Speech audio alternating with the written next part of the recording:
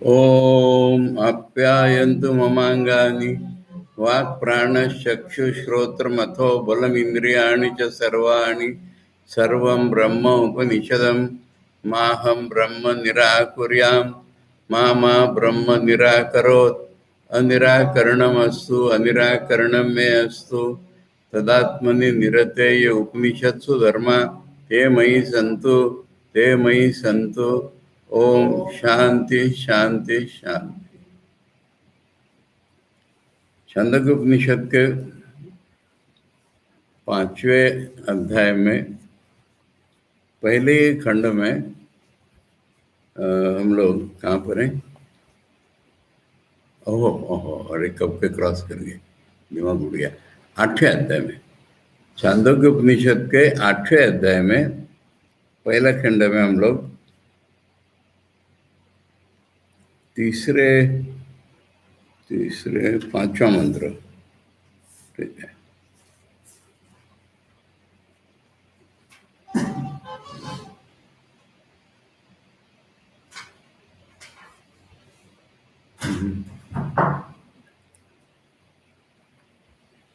पांचवा मंत्र के कमेंट्री पढ़ रहे हैं, आचार्य भाष्य, और उसमें कहाँ पर है? छठे मंत्र में कहते क्या? हाँ, पांचवा है ना? मेरा मार्क नहीं दिख रहा है। हाँ, ये है मार्क, है, ठीक है।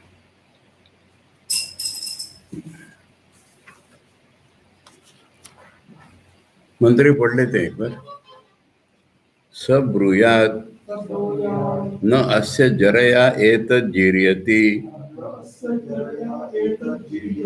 न वधेन अस्य हन्यते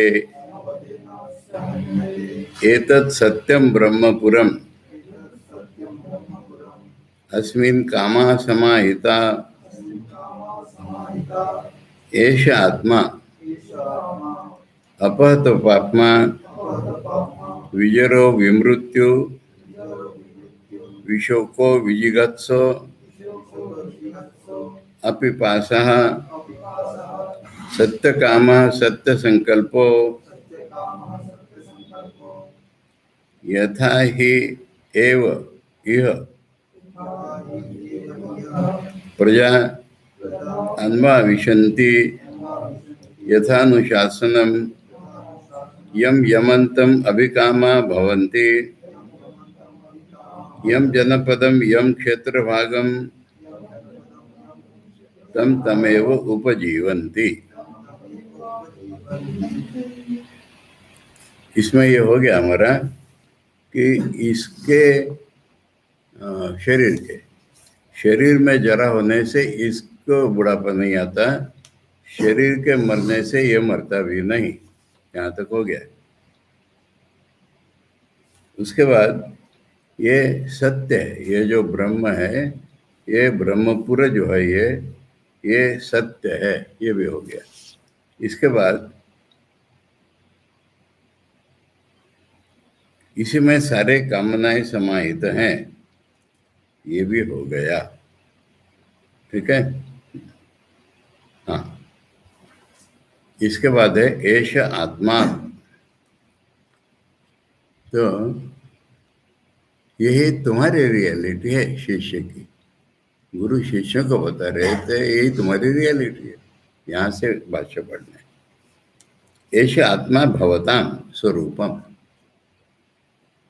आत्मा माने कोई चिड़िया का नाम नहीं है। आत्मा माने तुम्हारा स्वरूप, तुम्हारी असलियत, तुम जो रियली हो वो।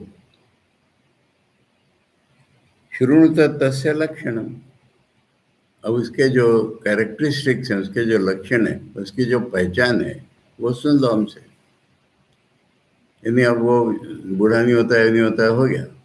अब उसको पहचानना कैसे, उसके क्या क्या कैरेक्टरिस्टिक्स हैं, क्या क्या लक्षण है, ये सुनो। अपहत पापमा, अपहत पापमा धर्माख्यो यस्य स्व अपहत पापमा।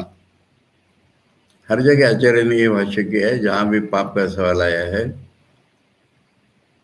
धर्म अधर्म रूपी पाप, मंत्र समझाते मैंने ज्ञानेश्वर महाराज को बताया था कि पुण्यात्मक पाप से लोग स्वर्ग में जाते हैं, पापात्मक पाप से लोग नरक में जाते हैं। क्योंकि मैंने पुण्य कर्म किया, ये तो ज्ञान की दृष्टि से पाप है। इसलिए जहां पाप का सवाल आता है, पाप कट जाते हैं और इसके पुण्य रह जाते हैं। पुण्य अगर रह गए तो बंधन में, फिर पुण्य का फल भोगना पड़ेगा उसको। इसलिए पाप कट जाते हैं का अर्थ पाप पुण्य दोनों कट जाते हैं। आध्यात्मिक जीवन में ये इंपॉर्टेंट चीज है।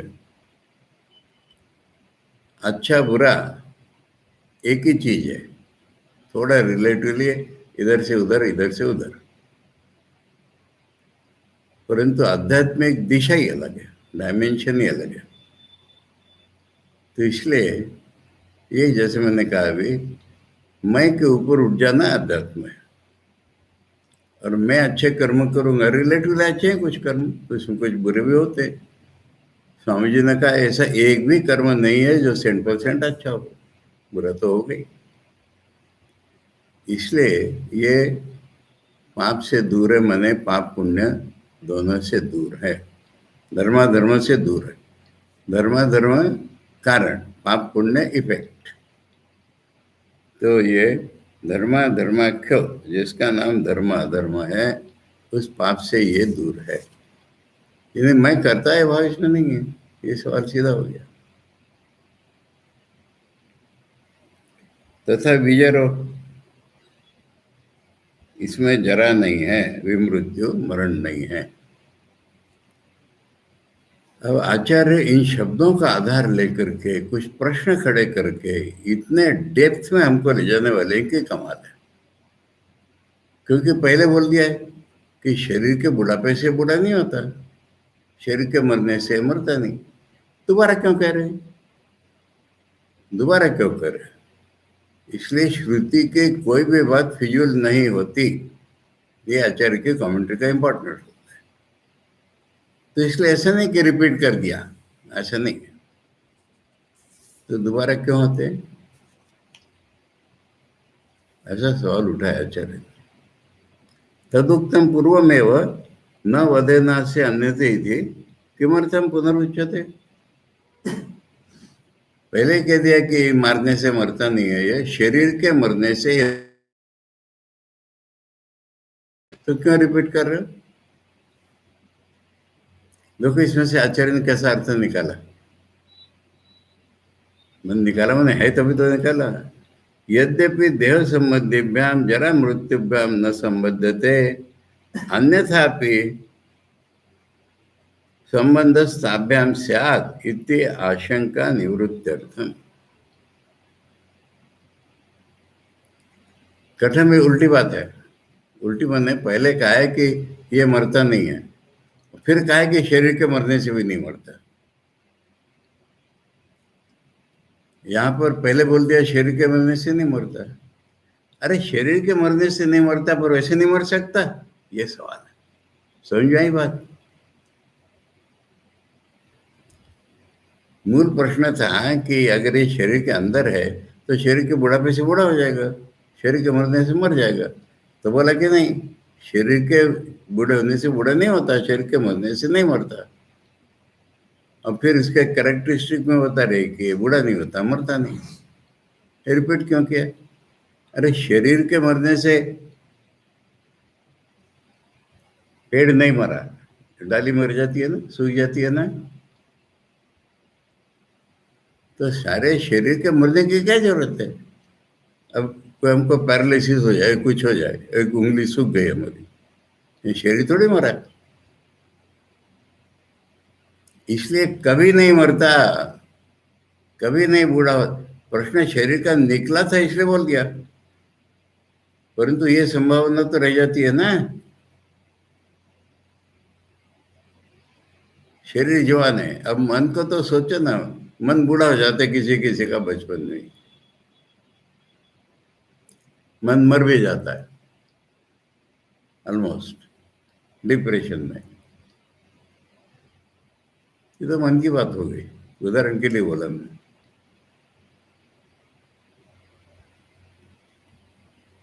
तो शरीर नहीं मरा, फिर भी तो मर सकता है ना, फिर भी तो बूढ़ा हो सकता है ना, इसलिए दोबारा बोला है। एक बार बोलने के बाद शरीर के साथ कनेक्ट करके बाद में दोबारा बोला है, इसका अर्थ शरीर नहीं मरे तो भी इंडिपेंडेंटली भी ये नहीं मरता। ठीक है। विशोको विगत शोक, शोको नाम इष्टादि वियोग निमित्तो मानसा संताप। ये शोक की व्याख्या कर ली। मैं तो कहा था सब्जेक्ट ऑब्जेक्ट डिवीजन ही शोक है। आचार्य कह रहे तुम्हारी प्रिय वस्तु है उसे वियोग हो गया, दुनिया में तो होता ही है। अब इसका किसी से वियोग ही नहीं होगा,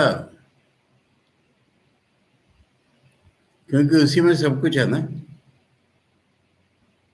एक तो सब कुछ रियली नहीं है पहली बात, और फिर भी मानो तो उसी में है सारा, सर्वातीत सर्वव्यापी। इसका किससे वियोग होगा? अब थोड़ा सा मैं इसको भक्ति के लक्षणों में बताऊं कहानी से। कृष्ण कर्णामृतम की पुस्तक है, केरल के राजशेखर ने लिखी हुई, संक्षिप्त भागवत। मैंने भागवत को लेके संक्षिप्त नहीं किया है, तो उसमें एक प्रसंग दिया हुआ है कि खेल खेल में कृष्ण किसी गोपी का हाथ छिड़क करके चले जा रहे, तो गोपी कहते बड़े वीर हो, हाथ छिड़क के एक लड़की का जा रहे हो, मेरे हृदय में से निकल सको तो बताओ। समझ में आया? अरे रुक्मिणी वगैरह ने कृष्ण को पति रूप में पाया, वीरा भी होगा वही, और राधा ने उसको अपनी रियलिटी के रूप में पाया। ये पाने पाने में फर्क है। अब कैसे वियोग होगा?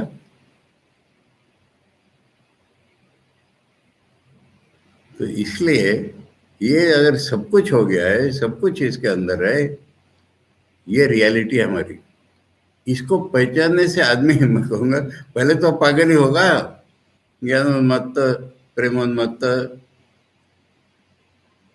इसका दुनिया में कोई कुछ नहीं बिगाड़ सकता कभी।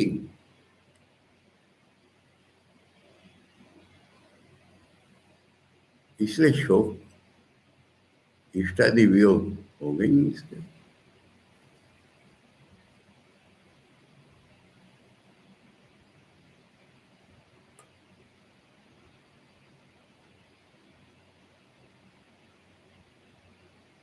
तो मन में जो संताप होता है, इष्ट चली गई, उसका नाम वियोग है, इसमें संबंध है।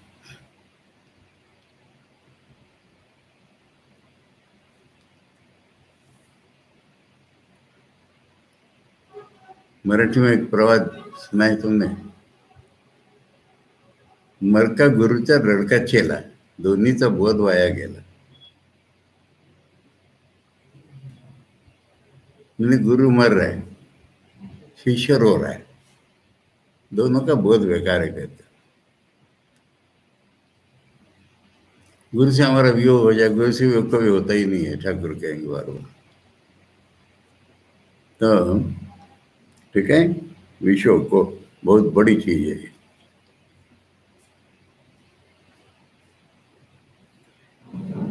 इसके प्रत्यक्ष लाइफ में उदाहरण बता।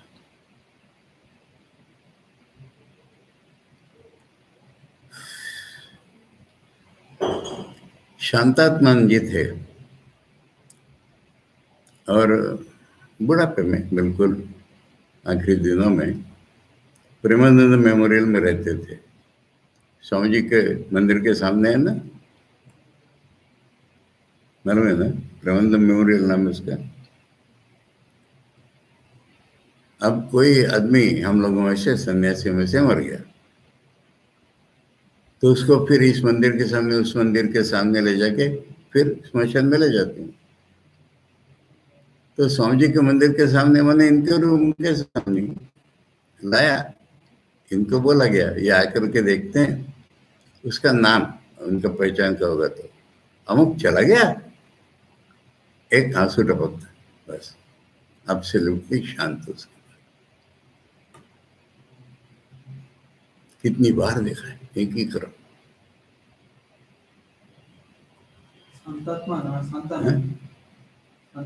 शांतानंद, सॉरी, शांतानंद, शांतात्मा प्रेजेंट है ये नहीं, शांतानंद माँ के शिष्य महापुर जी के साथ तपस्या की गई।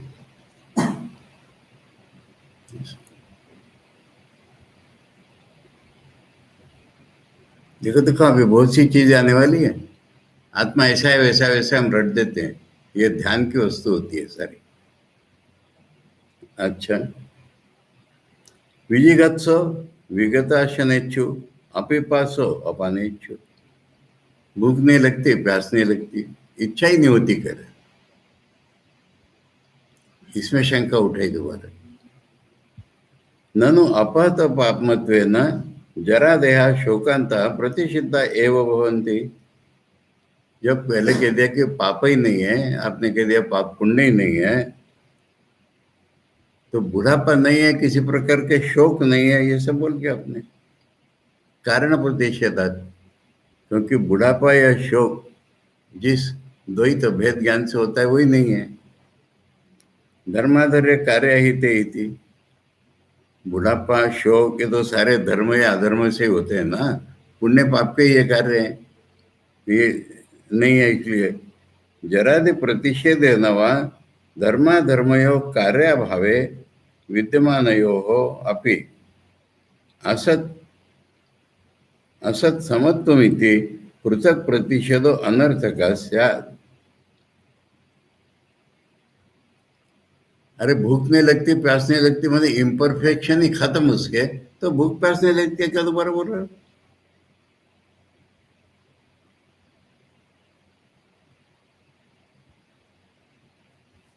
ये भी रिपीटेशन है या?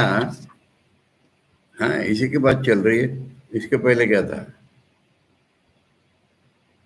कुछ नहीं, विषयों को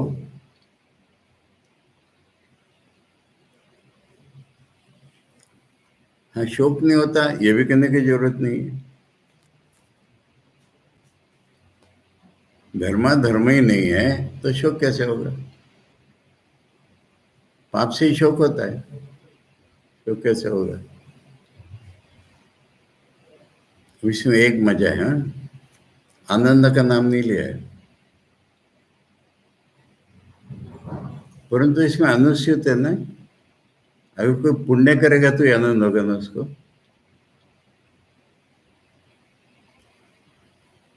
जवाब सुनाओ।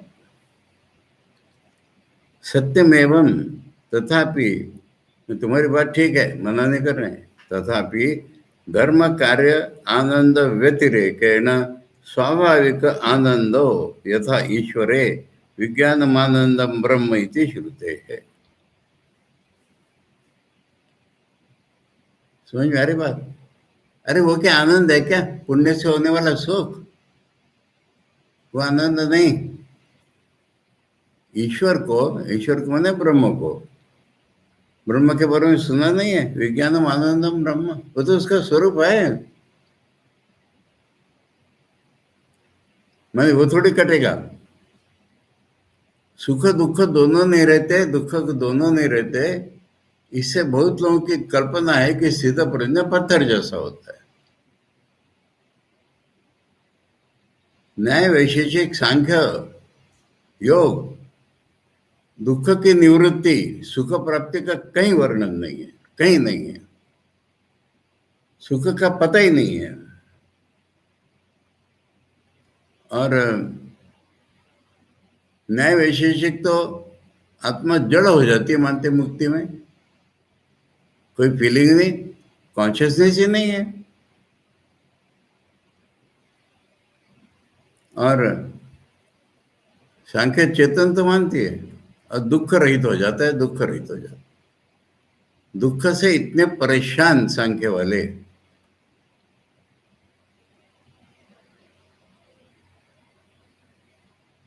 दुख छूट गया, योगी भी दुख छूट गया, खत्म।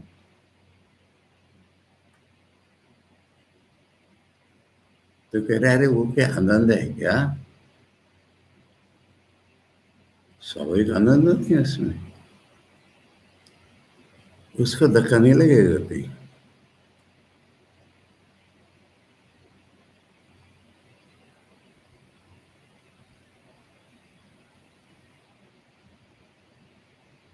अब दूसरा दुख की बात लो। जैसे बोला था शरीर के मरने से अलग अपने आप मर सकता है, वैसे ही तथा ये बात एक अलग हो गई, हाँ, आनंद की। कह रहे वो आनंद क्या, स्वाभाविक आनंद है उसके पास। अब दुख की बात। तथा अधर्म कार्य जरादि व्यतिरेकेण अपि जरादि दुख स्वरूपम स्वाभाविकम स्यात् इति आशंक्यते। अधर्म से जरा होना एक बात, पर कहते तो जरा तो स्वाभाविक है ना। बुढ़ापा के किसी ने पाप किया इसलिए होता है, बुढ़ापा अपने आप भी हो जाता है। ऐसे किसी के मन में शंका हो सकती है, होता है ना सर्वसाधारण में। मैंने शंकराचार्य वेदांत के कर्म थियरी के अनुसार जीवन का हर छोटा मोटा सुख दुख पाप पुण्य से जोड़ते हैं। किसी को चोट लगी, ये तुम्हारे पिछले जन्म का पाप है। किसी ने तुमको डांटा, तुमको दुख हुआ, उसके डांटने से नहीं हुआ, तुम्हारे पुराने जन्म का पाप सामने आया।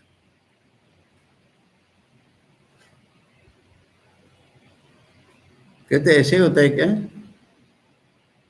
साधारण लोग तो, अरे बुढ़ापा तो आता ही है, हर कोई आता है बुढ़ापा, हो इसमें क्या पाप है?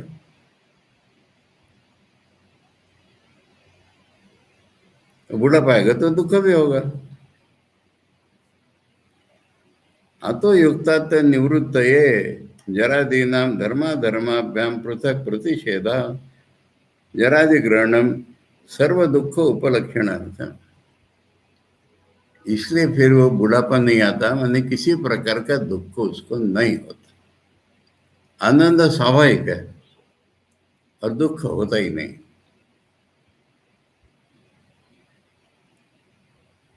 पाप निमित्ता नाम तो दुखा नाम अनंत्यात्, और पाप निमित्त से होने वाले दुख भी अनंत है। प्रत्येकम च तत्प्रतिषेध से अशक्यत्वात्। कितना बोलेंगे ये दुख नहीं होता, वो दुख नहीं होता, सर्दी कम नहीं होता। सर्व दुख प्रतिषेधार्थम युक्तम एवं अपहत पापमनि वचनम। मैंने बुढ़ापा नहीं होता मान लिया, ये एक दुख का प्रतिनिधि रूप है, पर पाप ही नहीं है इसलिए बोला कि दुख का सवाल ही नहीं आता। मैंने हर एक शब्द के एम्फेसिस का अर्थ अलग हुआ बता रहे। पाप नहीं होता मैंने दुख होता ही नहीं, और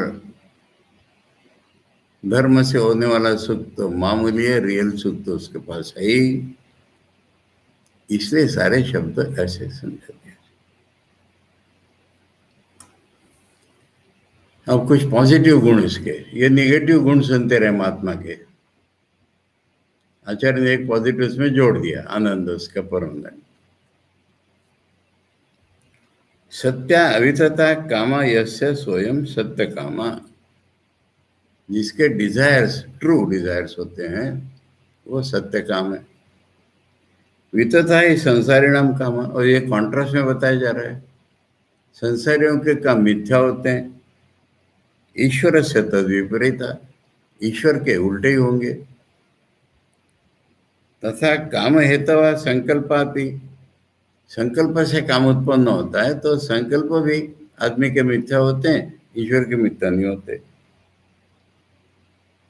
संकल्पापि सत्य सत्य संकल्प, संकल्प कामाश्य शुद्ध सत्य उपाधि। आहा, इसमें और एक सूक्ष्म आचार्य निकाल रहे हैं। देखो ईश्वर की उपाधि शुद्ध सत्व है ना, ईश्वर की समष्टि की उपाधि में रजतम है ही नहीं, तो इसलिए ये संकल्प उसके सही होते हैं। शुद्ध सत्व उपाधि में कोई संकल्प उठे कहाँ से मिथ्या होगा? उसमें कोई डिजायर उठे तो मिथ्या कहाँ से होगी? परंतु आचार्य कह रहे हैं ये उसका स्वरूप नहीं बता रहे, पहचान तो बता रहे हैं, ये उसका स्वरूप नहीं बता रहे। स्वरूप क्या है ब्रह्म का? नेति नेति इति। अरे कहाँ से संकल्प आएगा, कहाँ से डिजायर आएगी? अगर उसमें संकल्प उठा तो पूरा हो जाएगा, डिजायर हुई तो पूरी उठी जाएगी। इससे कोई ब्रह्म का स्वरूप नहीं हम डिफाइन कर रहे हैं, बता रहे हैं ये स्वभाव है ऐसा, क्योंकि उसके शुद्ध सत्व उपाधि है। इसलिए हमें प्रलोभित कर रहे हैं एक प्रकार से, ये पाओगे तुम।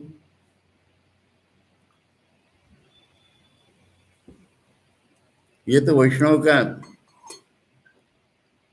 क्या है, मागुर मच्छर झोल ज्योति मेयर कोल है।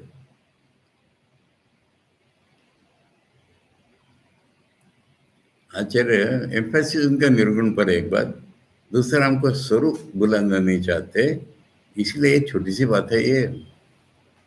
सत्य संकल्प और सत्य काम तो होते हैं, इसमें कोई डाउट नहीं, क्योंकि शुद्ध सत्य उपाधि है इसलिए, परंतु उनका स्वरूप नहीं हो गया इसमें। इसमें उदाहरण तो चित्र ही देंगे। संकल्पा कामास्य शुद्ध सत्व उपाधि निमित्त ईश्वरस्य चित्रगुवत् न स्वतो नेति नेति इति उक्तत्वात्। कोई एक आदमी है, खूब धनी आदमी है, उसके पास बहुत सारी गायें हैं, चित्र विचित्र गायें हैं। अच्छा, चित्र विचित्र गायें नहीं होगी तो आदमी नहीं रहा क्या? वो आदमी तो है ना। ये उदाहरण दे रहे हैं। किसी आदमी को बहुत उसके पास पैसा है, इससे क्या आदमी की पहचान हो गई क्या? वो तो है, स्वाभाविक है उसका, बड़ा आदमी है, रिच आदमी है तो है गाय उसके पास। समझ में आ रहा है? आदमी डिफाइन नहीं हुआ उससे। मान लो गाय चोरी चली गई तो क्या आदमी खत्म हो गया क्या वो?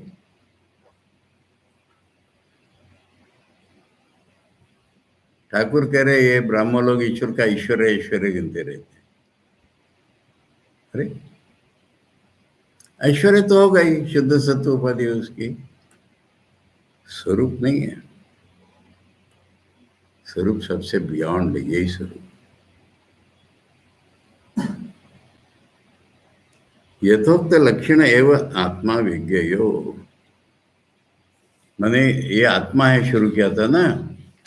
अब यहां पर जो है ना, इसके बाद का सेंटेंस टॉपिक अलग। मूल मंत्र में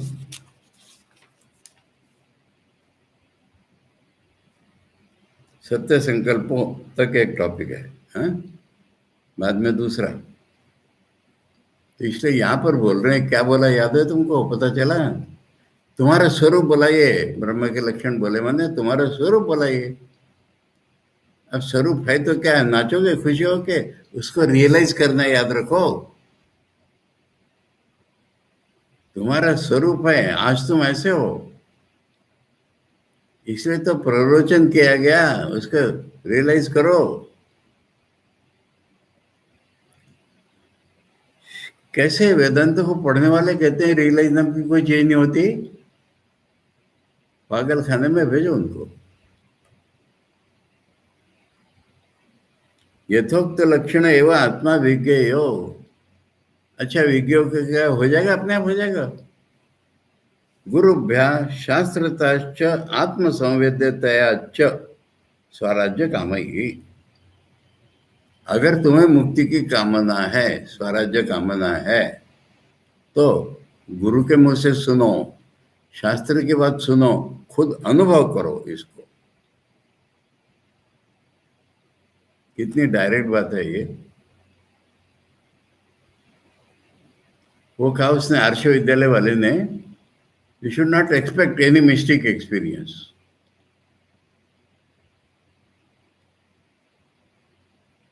मैंने कहा फिर क्या है तुम्हारा वेदांत?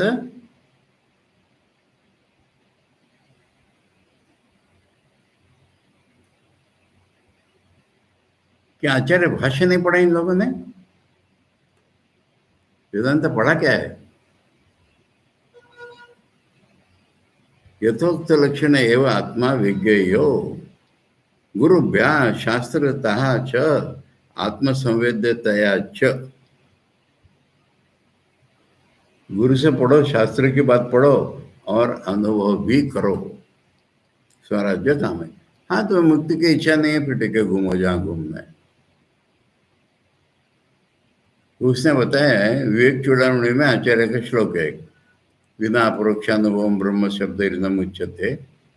वहाँ एक उदासी बाबा की टीका है, बहुत सुंदर। उन्होंने कहा है, अत्र वृद्धोक्ति, यानी किसका कोटेशन नहीं बताया, पुराने लोग ऐसा कहते हैं। उसमें उदाहरण दिया है कि एक आम का पेड़ है और उसके नीचे पॉन्ड है, छोटा पुकुर है, आम लगा है बहुत ऊपर, नॉलेज दिख रही है उसमें। इसके बाद का जो सेंटेंस है उसको कनेक्ट करने के लिए आचार्य, यथा ही एव यह प्रजा अन्वाविशन्ति, ये प्रजा शब्द है, कॉमन मैन। ज्ञानी का लक्षण यहां तक पूरा हो गया, उसको ये अनुभव भी हो गया। अगर नहीं होता है तो क्या हालत होती है? ये गुरु लोगों का टिपिकल रहता है, ऐसा करोगे तो ऐसा होगा, ऐसा नहीं करोगे तो ऐसा होगा। फिर आदमी को प्रवचन उधर ज्यादा मिल जाता है। इसलिए आदमी की हालत सुनो। न चेद विज्ञायते को दोषा स्यादिति शृणुत अत्र दोषम दृष्टान्तेन। एकदम तो नरक में जाओगे ऐसा वैसा नहीं है, ये एक्चुअली होता है। ये यथा ही एव यह लोके, इस दुनिया में प्रजा अन्वाविशन्ति अनुवर्तन्ते यथानुशासनम, यानी फॉलो करती है किसी की आज्ञा, यह अर्थ हो रहा है। अन्वाविशन्ति यानी किसी की आज्ञा का अनुवर्तन करती है, यथानुशासनम, जैसे किसी ने शासन किया हो ऐसे। कैसे? प्रजा अन्यम स्वामिनम मन्यमाना स्वस्य स्वामिनो यथा, जो हमारा एक राजा है, माने ईश्वर है, ईश्वर की आज्ञा में हम रहते हैं। बहुत से लोगों से सुना, हम ईश्वर की आज्ञा में रहते हैं, तो ईश्वर से डरते रहोगे तुम हमेशा, या ईश्वर के अनुग्रह पर तुम्हारा जीवन डिपेंडेंट हो जाएगा। कैसा? स्वस्य स्वामिनो यथा यथा अनुशासन, वो जैसा अनुशासन करेगा ऐसा तुमको रहना पड़ेगा। तथा तथा अनुविशन्ति किम यम यमंतम प्रत्यंतम जनपदम, यम यमंतम माने जहां तक जो मांगता है, मांग रहा है, इच्छा है उसकी। प्रत्यंतम माने प्रत्येक उसकी इच्छा। जनपदम, मुझे ये गवर्नर बना दो इस राज्य का, ये तुम्हारी इच्छा है। अब वो प्रेसिडेंट पे डिपेंडेंट है तुम, उस इच्छा के लिए। क्षेत्र भागम, मुझे जमीन दे दो, राजा के अंडर हो तुम। च अभिकामा अर्थिन्यो भवंती, आत्मबुद्धि अनुरूपम, तुम्हारे मन में जैसा उठा उसके अनुसार तुम मांग रहे हो। तम तमेव च प्रत्यंतादिम उपजीवंती, राजा जितना देगा उस पर तुम्हें संतुष्ट रहना होगा। एष दृष्टान्तो अस्य, एष दृष्टान्तो अस्वातंत्र दोषम प्रति पुण्य फलोपभोगे, तुमने पुण्य किया है उसका फल भगवान देंगे तुमको। ये कॉमन मैन ने अज्ञानी, और ज्ञानी का ये हाथ, ये बता, ये मंत्र इसमें बताया। अब उसको जो अज्ञानी का हल बताया उसको थोड़ा और फैलाएंगे, कॉन्ट्रास्ट फिर से पूरा बताएंगे अभी। तद यथा यह कर्मजितो लोकाक्षीयते एवमेव अमूत्र पुण्यजितो लोकाक्षीयते,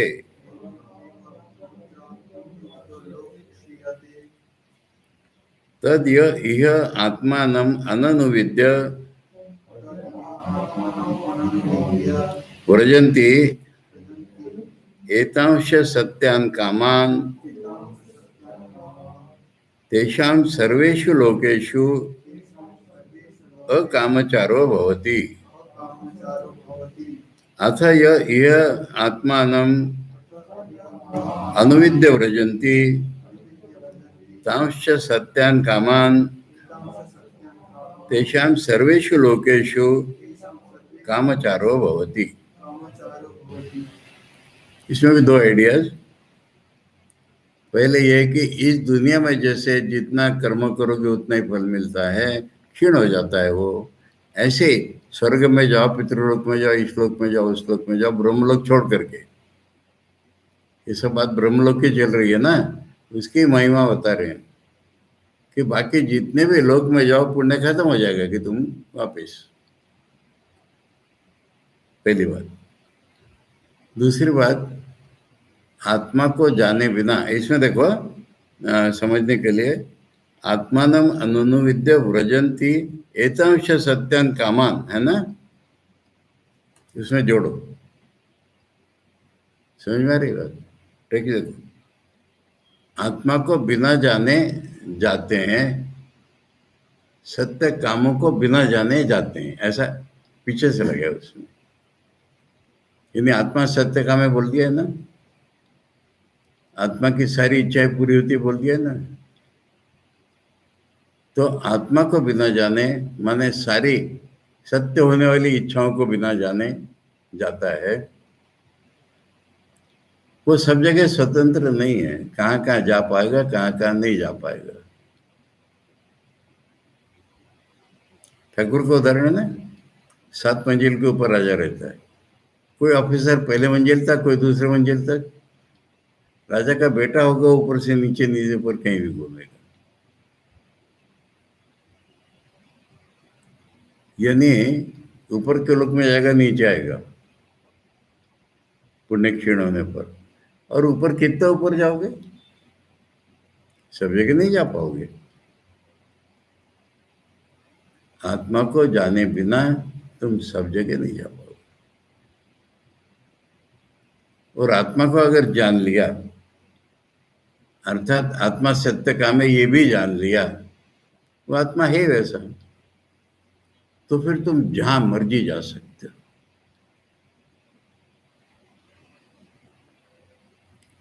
अब ठाकुर से सुनो ना, मेरा मन यहाँ गया था, वहां गया था, इस लोक में गया था, उस लोक में गया था, कोई कहीं बंदी नहीं।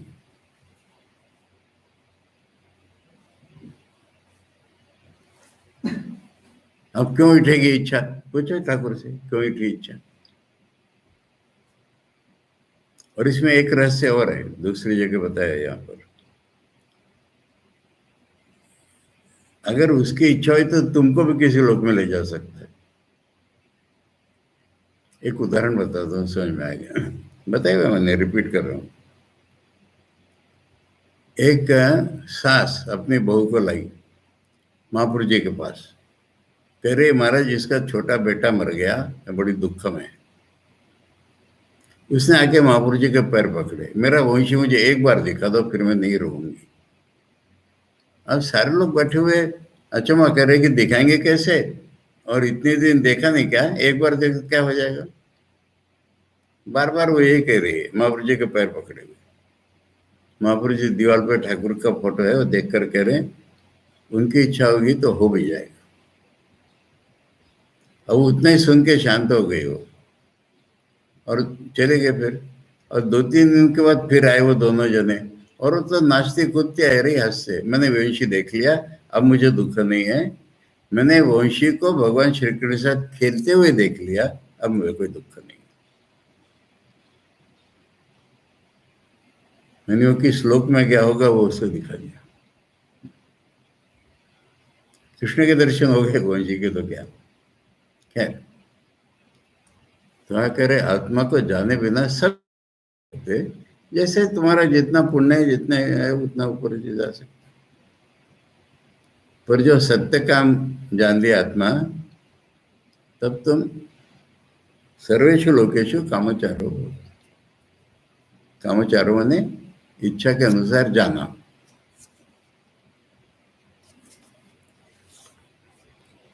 तत्र माने इन दैट कॉन्टेक्स्ट यथा ये लोके तासाम एव स्वामी अनुशासनानुवर्तिनाम प्रजानाम सेवादिजितो लोका पराधीनोपभोगा क्षीयन्ते। बोले इस श्लोक में राजा के अंडर है, राजा ने इतनी इतनी जागीर दे दी है, अब वो जागीर का टाइम खत्म हो जाएगा तो वो खत्म हो जाएगी तुम्हारी। अथ इदानीं दार्ष्टान्तिकम उपसंहरति, ये उदाहरण देकर के कह रहे हैं एवं एवं अमुत्र अग्निहोत्रादि पुण्यजीतो लोक का पराधीनोपभोग क्षीयते। अग्निहोत्र इत्यादि से जीता हुआ लोग भी पराधीन है, ईश्वर क्या धीन है, वो भी खत्म हो जाएगा। उक्तो दोष येषाम इति विषयम दर्शयति तद्यो इत्यादि न, ये उनका दोष बता रहे जो ब्रह्म को जाने बिना जाते हैं। तत्र यह अस्मिन् लोके ज्ञान कर्मणि अधिकृता योग्या संता, इस श्लोक में ये बात इसलिए हो रही है कि मनुष्य जो है कर्म भी कर सकता है, ज्ञान भी पा सकता है। आत्मानं यथोक्त लक्षणम शास्त्राचार्योपदिष्टम अननुविद्य, या फिर रिपीट कर रहे हैं, जानने का अर्थ बता रहे हैं।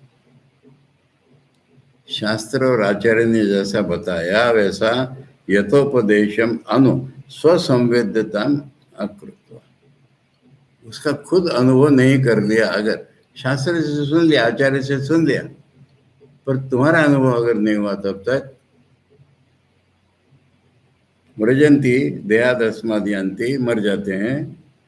यह एतांश यथोक्तान सत्यान सत्य संकल्प कार्यांच, सत्य संकल्प सत्य कार्य भी उसके साथ ही आ गए। स्वात्म स्थान में तो आत्मा के अंदर ही है। कामान अननुविद्य व्रजंते, आचार्य ने वो कनेक्शन वहाँ रिपीट कर दिया। तेषाम सर्वेषु लोकेषु अकामचारो अस्वतंत्रता भवति, दे आर नॉट फ्री कि कहीं भी जाएं, वहाँ मना है, इसके ऊपर नहीं जा सकते।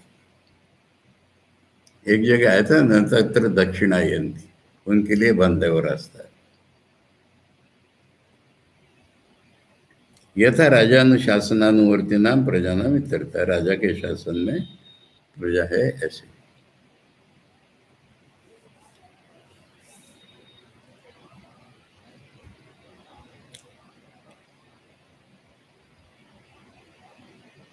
यहाँ खेतरी में मालूम है ना, राजा नीचे है, क्या बोलते हैं, दरबार हॉल, जनरल पब्लिक राजा के सामने बैठ सकती थी दूर में, और ऊपर जो है दीवाने खास दूसरे मंजिल पर सिलेक्टेड लोग ही राजा को मिल सकते। दशहरे की बात है, यहाँ फ्रॉम टाइम टू टाइम लोग प्रेजेंट लाते हैं, तो ऑर्डिनरी प्रजा प्रेजेंट लाएगी, राजा के ऑफिसर्स लेंगे, वो राजा तक नहीं जा पाओगे तुम।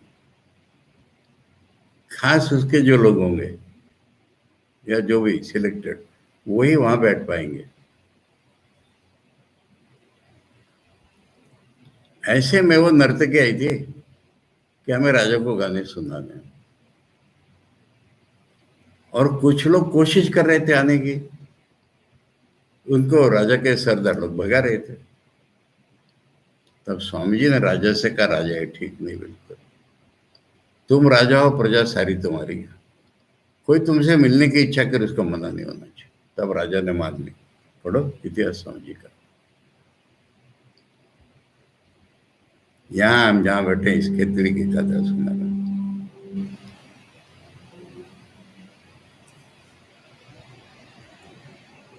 राज्ञ इव सार्वभौम से यह लोके, ठीक है। अब सुनो, कहीं भी जा सकता है बोल दिया। अब द्वितीय खंड में आ रहे हैं हम लोग, ये वर्णन सुनाओ। अब यहाँ पर मजा है, जाएगा भी नहीं, जाने की भी जरूरत नहीं, उसके मन में इच्छा ही सामने आ जाएंगे उसके लोग। अब ठाकुर कहीं जा रहे क्या एक्चुअल, बैठे बैठे ही उनका मन जा रहा है ना, यानी बैठे बैठे वही सारे लोग देख रहे ना उनको। सप्तर्षि लोक में गए, स्वामी विवेकानंद को लाए, गए थे क्या ठाकुर उठ के? ठाकुर तो ही बैठे हुए दक्षिणेश्वर में। तुम्हारी बात थी ना, लोग कहाँ होते हैं? जहां तुम हो वहीं लोग आ जाते हैं उसके लिए।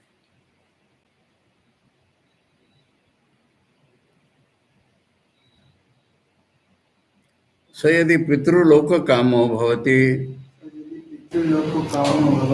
संकल्पादेव अस्य पितरः समुत्तिष्ठन्ति तेन पितृलोकेन संपन्नो महीयते। अब देखो, कामना और संकल्प दोनों जोड़ा है। अगर इसको पितृलोक में जाने की इच्छा हुई, मन में संकल्प आया कि पितर सारे सामने आ जाएंगे उसके, नहीं, his mind is carried into पितृलोक, बोलो, या पितृलोक, पितर आ गए उसके सामने। क्षुदिराम के सामने सारे पितर आ गए थे ना, वो गदाधर को चढ़ा रहे हैं, भेंट देखा उन्होंने, तो उसके सामने सारे पितर आ जाएंगे। और पितरों के साथ तो बड़ा महीयत है, वहाँ उनका मैंने सुख भोग कर रहा है वो। आचार्य कह रहे हैं, कथम सर्वेषु लोकेषु कामचारो भवति इति उच्यते। किस प्रकार वो सारे लोकों में जा सकता है, ये सुनो। यह आत्मानं यथोक्त लक्षण हृदय साक्षात्कृतवान, जिसने हृदय में आया ना शुरू से, इस अष्टम अध्याय के, जिसने हृदय में आत्मा जो अभी तक लक्षण बताया उसको प्रत्यक्ष देख लिया हो, वक्ष्यमाण ब्रह्मचर्यादि साधन संपन्ना। अभी एक चीज आई नहीं है, वो आचार्य हमको याद दिला रहे, ऐसा फट से नहीं देख लेता कोई। ब्रह्मचर्यादि साधन करेगा तब आएगा यहाँ पर। मैंने फल पहले बताया जा रहा, साधन बाद में बताएंगे यहाँ पर। सन तथाश्च सत्यान कामान, और सत्य काम भी उसी में है। न त्यक्त देहो स त्यक्त देहो यदि पितृलोक। अब ये त्यक्त देहो माने मरने के बाद जाएगा क्या, इस लोक में उस लोक में? त्यक्त देहो का अर्थ क्या है यहाँ पर? मरने के बाद क्या मजा है? ब्रह्मलोक में जाते में इस लोक में उस लोक में जाएगा? अरे शरीर छोड़ करके त्यक्त देहो। ठाकुर जब सब दर्शन कर रहे हैं तो उनका मन उनका शरीर छोड़ के चला गया है। त्यक्त देहो में जो अनुवाद है ना,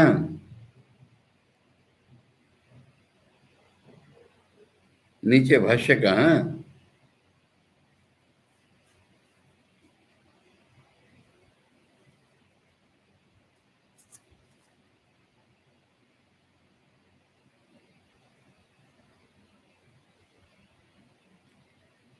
नहीं इसमें अनुवाद में, हाँ, वह यदि देह छोड़ने पर, देह छोड़ने पर होने, मरने पर नहीं, ठीक है, समझ में क्या? शरीर छोड़ के चला गया। यदि पितृलोक काम पितरो जनहितास्तेव सुख हेतुत्वेन भोग्यत्वात्, यानी पितरों से उसको सुख मिला था, इसलिए पितरों के साथ रहने की इच्छा हो जाती है। भोग्यत्वात् लोका उच्चन्ते, पितृलोक माने पितरों को देख करके खुशी होती है, इसलिए पितर जहाँ है उसको पितृलोक बोला है। येषु कामो यस्य, इच्छा हो गई अगर उसकी, तई पितृभि संबंध इच्छा, यानी पितर लोगों से मैं दोबारा मिलूं, ये अगर इच्छा हो गई उसको, यस्य भवति तस्य संकल्प मात्रा देव पितरा समुत्तिष्ठन्ति आत्म संबंधितम आपद्यन्ते। मैंने वो लोग तो हैं पर तुम उनको देख पाते हो, तुम्हारे से कनेक्शन हो गया होता है।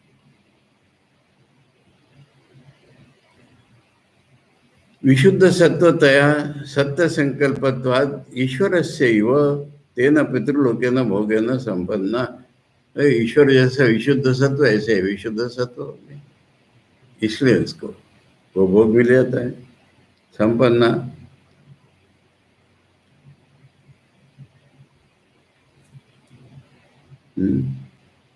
ये क्या है शब्द, मेरे इसमें छपा ही नहीं है। सम क्या है, उसके बाद ति रिष्ट संपत्ति, संपत्ति रिष्ट प्राप्ति, संपत्ति रिष्ट प्राप्ति तथा समृद्धो मह्यते पूज्यते वर्धते वा महिमानो अनुभव। बड़ा हो जाता है बोलो, पूज्य हो जाता है बोलो, महिमा का अनुभव होता है। अथ यदि मातृलोक कामो भवति संकल्पादेव अस्य मातरा समुत्तिष्ठन्ति तेन मातृलोकेन संपन्नो मह्यते। अब इसके पितर अलग रूप में रहते हैं ना, माताएं अलग रूप में थी, ऐसा नहीं है। उसको पिता के देखने की इच्छा हो गई थी तो पिता गए सामने, उसको माँ को देखने की इच्छा हो गई तो माँ आ गई सामने, समझे? रहते सब एक ही जगह।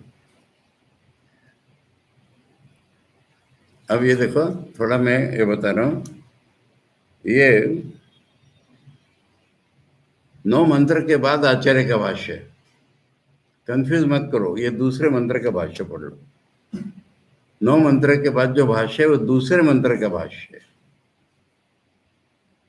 पढ़ो। समान अन्य पढ़ो, मैं पढ़ रहा हूँ। मातरा जनयित्र अतीता सुख हेतु भूता सामर्थ्यात। अब पितरों के बारे में आचार्य वैसे नहीं कहा, माताओं के बारे में कह रहे हैं। बोले कॉन्टेक्स्ट से एक चीज जान लो इसमें, नहीं दुख हेतु भूता सु ग्राम शुक्रादि जन्म निमित्त सु मातृषु विशुद्ध सत्व से योगिना इच्छा तत्संबंध हुआ युक्त। क्यों ऐसा लाए सडनली? अरे कभी वो सूर की उन्हीं में भी गया होगा, तो सूर वाली माँ को उसको मिलने की इच्छा नहीं होगी या संबंध भी नहीं होगा। नहीं, बात ठीक है ये, बात ठीक है ये। नहीं नहीं, सूर का सवाल नहीं आ रहा यहाँ पर। अब ये सब पर्सनल बातें हो जाती। देखो, हमारे एक स्वामी जी थे, शिव तत्वानंद जी,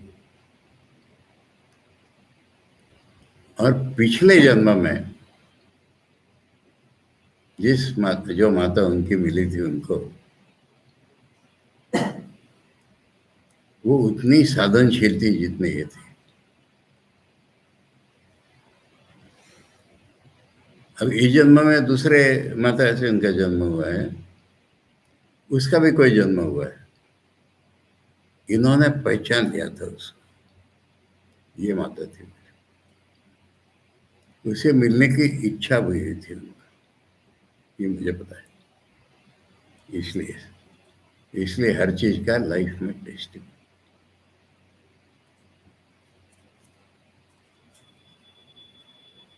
अभी समझ में आया ना हमारे, कि जिस माता से सुख मिला होगा उस माता को देखने की इच्छा होगी और मिल भी जाएगी, और सुअर वाली माता से उसको सुख नहीं हुआ होगा।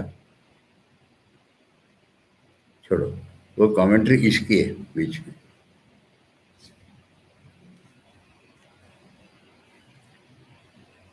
अथ यदि भ्रातृलोक कामो भवति, समझ गया ना? ये लोक नहीं अलग अलग, वो जहाँ रहते वो लोग आनंद के लिए। संकल्पादेव अस्य भ्रातरा समुत्तिष्ठन्ति तेन मातृलोकेन संपन्नो मह्यते। अगर भाइयों को मिलने की इच्छा हो गई तो भाई लोग मिल जाते हैं बाकी किसी में नहीं होता है, जो कष्ट देने वाले भाई नहीं, माँ के बारे में होता है खाली। अथ यदि श्वश्रुलोक कामो भवति संकल्पादेव अस्य स्वसारा समुत्तिष्ठन्ति तेन श्वश्रुलोकेन संपन्नो मह्यते। अगर बहनों से मिलने की इच्छा हो गई तो बहनें आ जाती हैं उसकी, बहनें मैंने पूर्व जन्म की। अथ यदि सखी लोक कामो भवति संकल्पादेव अस्य सखाया समुत्तिष्ठन्ति तेन सखी लोकेन संपन्नो मह्यते। इसमें थोड़ा सा संस्कृत व्याकरण बता दूं। सखी, सखीन शब्द है, स्त्री के लिए नहीं। मित्र जो है उसको सखीन कहलाता। सखी शब्द से स्त्रीलिंग मानने की जरूरत नहीं है। सखीन शब्द मित्र पुल्लिंगी शब्द है, सखीन शब्द है। इसलिए उसको अगर अपने दोस्तों से मिलने की इच्छा हो जाती है पूर्व जन्म के, वो खड़े हो जाते हैं, खेलते हैं वो। राखाल महाराज को कृष्ण की याद आ रही। अथ यदि गंधमाल्य लोक का, ये तो कहीं उसका उदाहरण ही है। राखाल महाराज शरीर छोड़ेंगे उस वक्त उनको, अरे मुझे रामकृष्ण का कृष्ण चाहिए, मेरे पैर में घुंघरू बांध दे, तो देखो मेरा दोस्त आया, मैं उसके साथ नाचूंगा।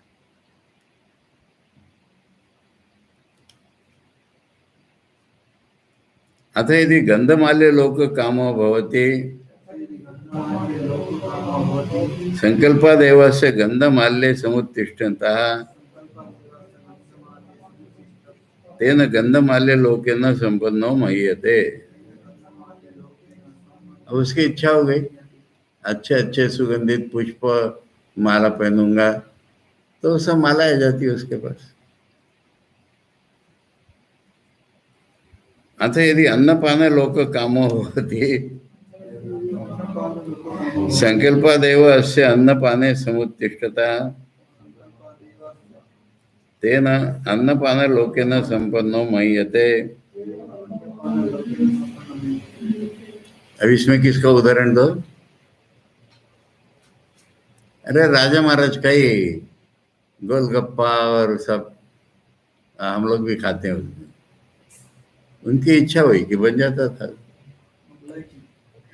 मन में आया तो सब बन जाता मुगलई टी।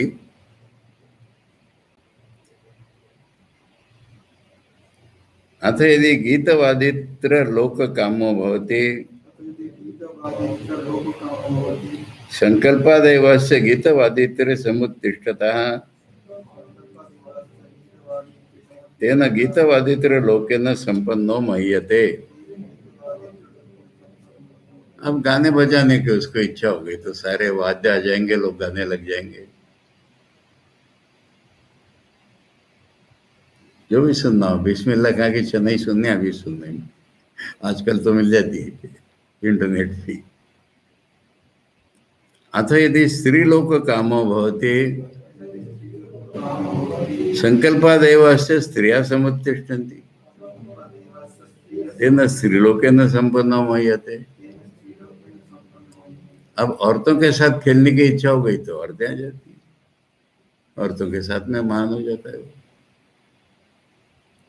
यम यमंतम अभिकामो भवति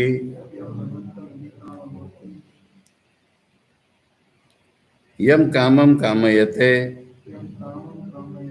सो अस्य संकल्पादेव समुत्तिष्ठति तेन संपन्नो मह्यते। अब कितने गिनाए, गिनाते गिनाते थके, जो इच्छा होगी वो मिल जाती है।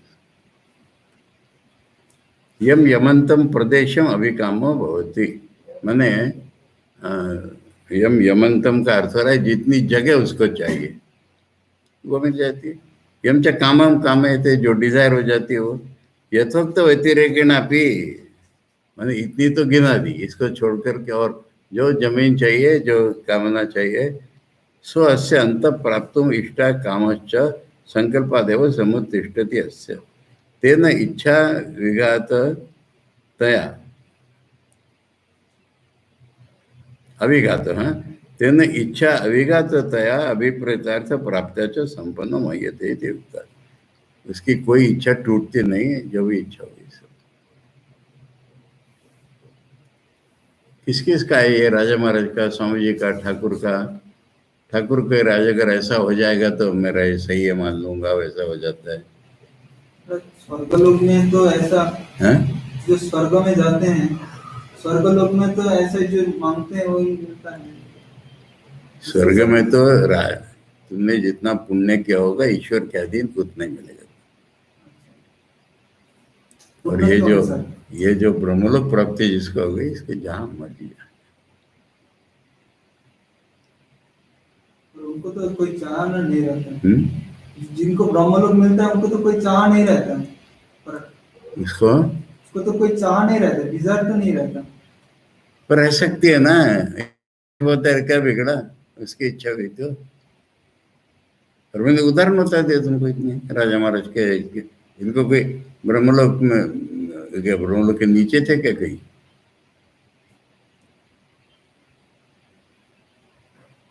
ओम आप्यायन्तु ममांगानि वाक् प्राणश्चक्षुश्रोत्रमथो बलम् इंद्रियाणि च सर्वाणि सर्वं ब्रह्म उपनिषदं माहं ब्रह्म निराकुर्याम् मा ब्रह्म निराकरोत् अनिराकरणं मे अस्तु तदात्मनि निरतेय उपनिषत्सु धर्मा ते मयि सन्तु। ओम शांति शांति शांति। हरि ओम तत्सत। श्री रामकृष्णार्पणमस्तु।